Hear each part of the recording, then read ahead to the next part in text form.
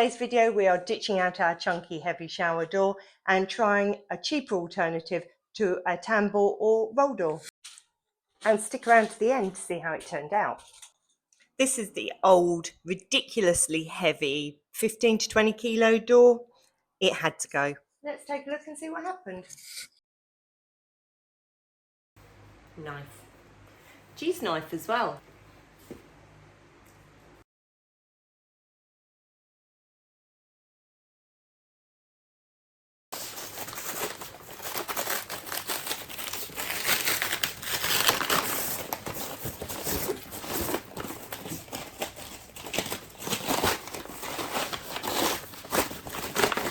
What is it, Bess? What is it?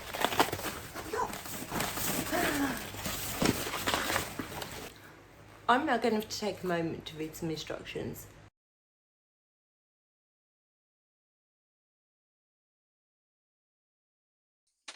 So I'm just going to measure this top bit in centimetres.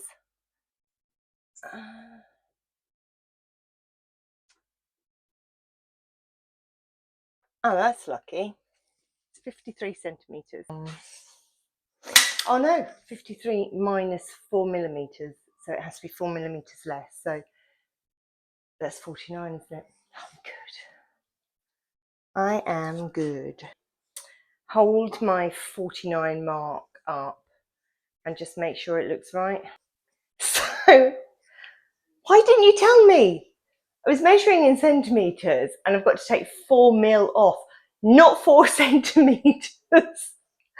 Really lucky I remembered that before I got it.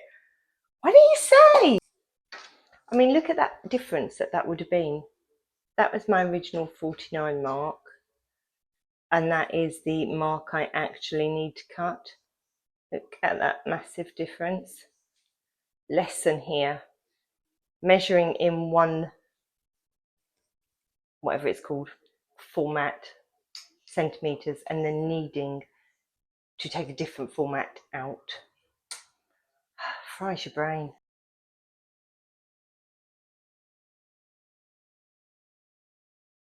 I just opened the shed and look. Oh my god, that's huge. It's like a tarantula. Oh, that is so massive. Oh god, how many more are in there? That is horrible. I mean, what I need is over there. I don't know if this is the right thing. Okay, there's the space. And yeah, that sits in there with a gap each side. Perfect. So the next bit is going to be cutting the folding door. Need a really sharp pair of scissors for that. And an exact measurement, not getting my centimetres and millimetres muddled up. So here's the folding door. It is floppy, so there are these little sections. Each part has its own section where it bends, and that is where you have to cut. I mean, how difficult can this be?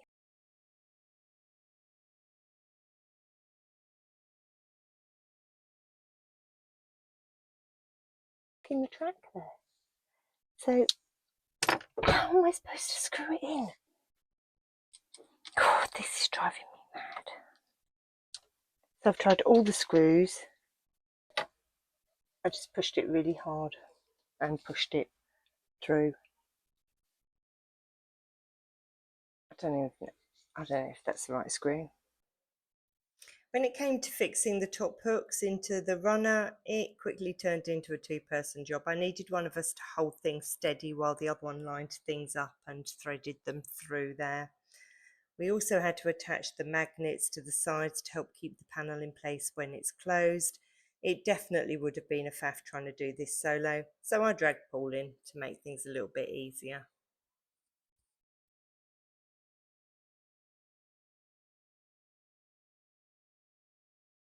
We fixed this little seal here, which is actually just one of these panels, and put it there just to give it a water barrier. It opens up and you can see at the bottom it can be, it's a bit flappy. I mean, you probably could put a track in there and put the hooks that you have up here in the runner. You could probably do the same down here, but this actually only gives you the option to do it at the top, but you could probably do that if you wanted a less sort of flappy bit. But actually when it's shut, that flapping doesn't really make any difference, and it clips in and it's pretty good. You've got a bit of a gap at the top, but really water goes up, water goes down, not up. So that's why it was really more important to think about this bit at the bottom being as tight as it could, and we've had to add a magnet at the bottom here as well just to keep that in.